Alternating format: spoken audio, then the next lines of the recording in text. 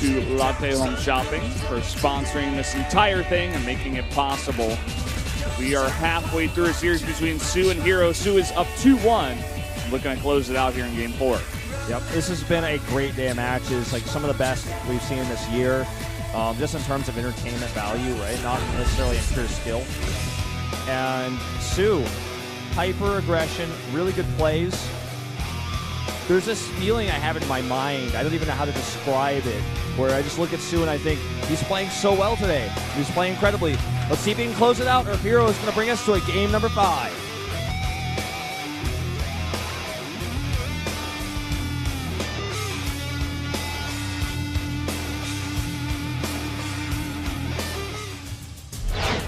SK텔레콤 T1 수 어연수 vs CJN2 히어로 김준호.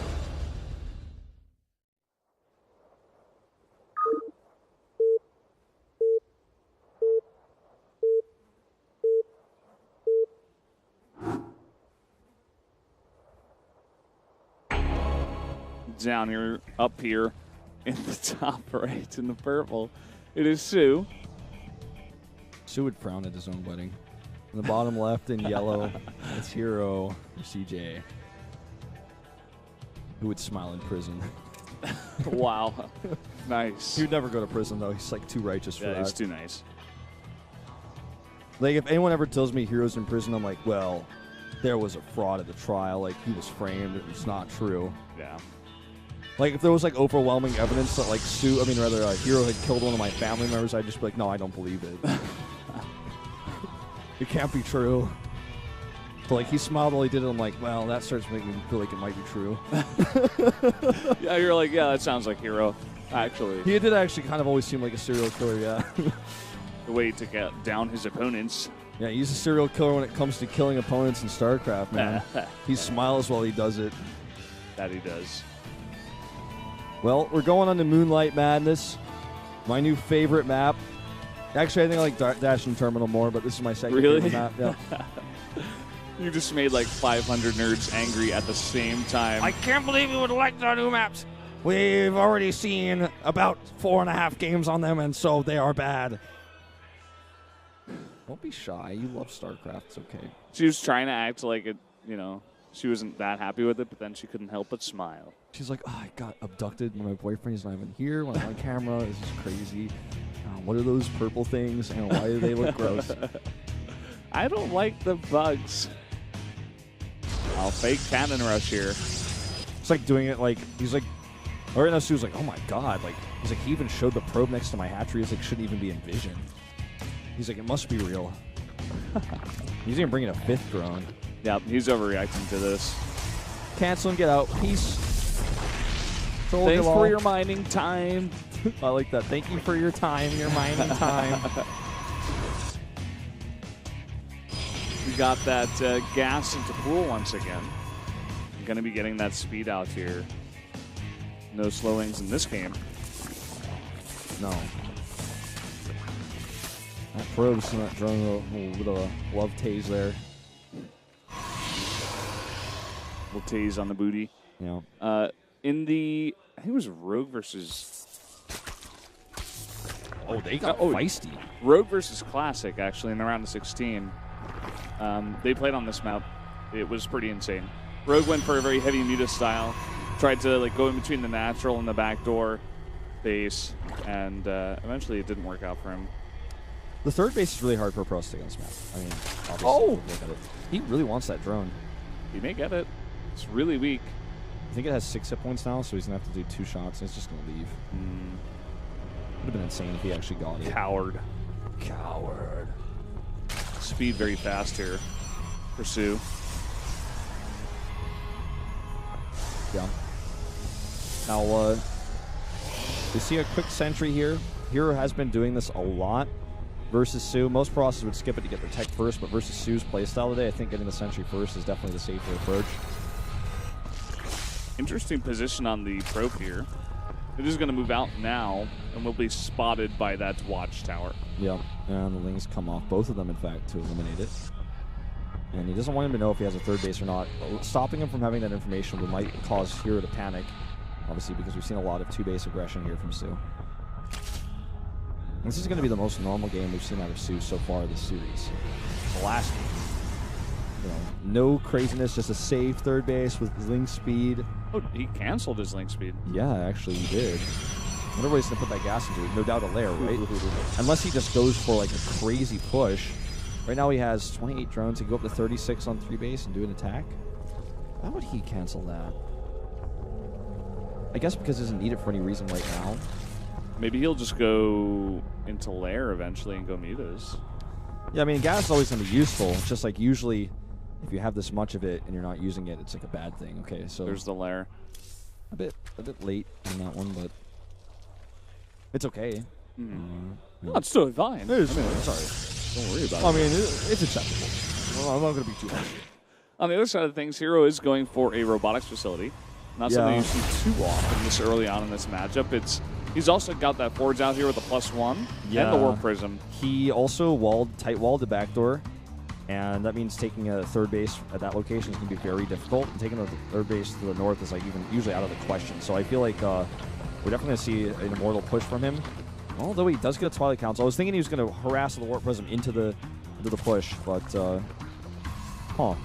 me think about. Here's just like gone crazy, and he makes a Stargate too. We're like, what? So Rock Tower has 500 hit points and no armor behind, the base. That's like it can help you protect your backdoor. So maybe he actually drops on that and kills the Rock Tower, and then attacks the third base of the warp end. That would be funky. Because then he can't. Defend it easily. I think we might see that. Look at that scout, by the way. He sees the warp prism coming in. He immediately pulls back a bunch of his lings. Zealots. Yeah, for now it's just going to be some harass. Okay, well, Zealots definitely can't kill that Rock Tower fast enough. You need Stalkers. An Immortal would be ideal, but just going to drop here. Also, by the way, it turns out it was a Hydra Den rushed out here right after the lair, so yes. No mutas. This is reasonable. The rush distance on this map is pretty far, actually. It's like, I think the biggest two-player map we've had in a long time. It's like Neoplanet-S, perhaps, and Sirius. Like, it's like we never see big two-player maps like this. This and, like, Bonnie Research Station isn't... Yeah, I guess that's a similar size. +1 is done. These Zealots going to two-shot these lings. But with Hydras out here, it's going to make it a lot harder. Yeah, and he can't really pick these Zealots up or he's going to be too vulnerable. He's going to try. Wow. Ooh. Only saved 2, but it's better than nothing. Yeah. So we're going to see a big push of +2 Blink Stalkers into a Hydraless push. Hydras are going to, if he scouts this, if he just sits back and depends on creeps, the Hydra will crush the push, usually, in most cases. This Warp Prism is so aggressive here. Big things to note also in that fight is where they fight exactly. This map's pretty wide open in the middle of the map, in fact. Maybe where Su wants to take that fight. They definitely want to avoid fighting where these holes and these pits will actually, stop them from moving, like stop them from being able to fan out and micro. Obviously, there's these high ground areas as well. This map is like if someone took the old map Crossfire and blasted a bunch of holes into it. Like, that's what this map is. It's like just only ramps and platforms and holes. Like, it's insane. This map is really creative, and I really, really like it. I'm enjoying it too. Blink about to finish up here. He's going in the back door, and there is a Dark Shrine on the way. There's only one Overseer here. I don't think Su's really going to be expecting that. This looks very much like a normal, straight-up +2 Blink timing.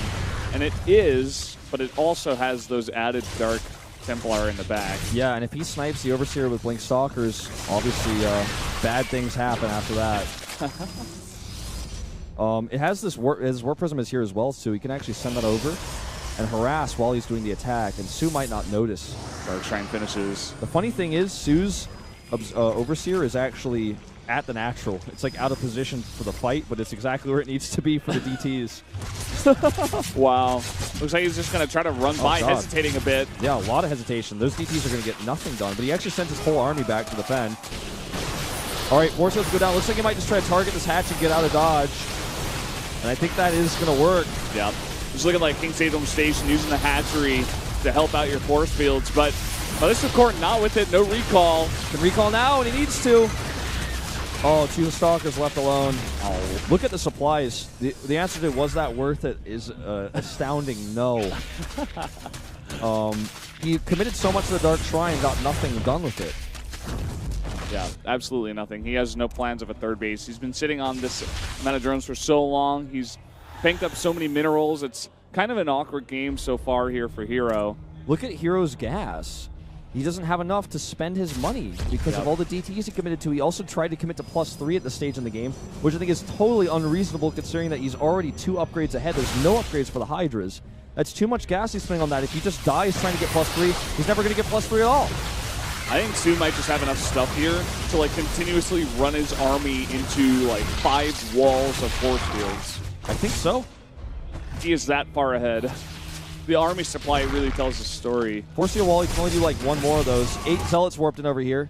And this is something that Su is going to eventually have to deal with. This is the reason why running these force field walls is kind of an annoyance for him. He's running out of that energy. And Su squeaks by. At the same time, Dave Warpin's back here trying to deny that hatchery from coming down, and I think he should be able to. That's so many Zealots getting to work there. Yeah, but still over here, there's a lot more sentries being warped in, but this is the composition that is obviously massively favored for Su.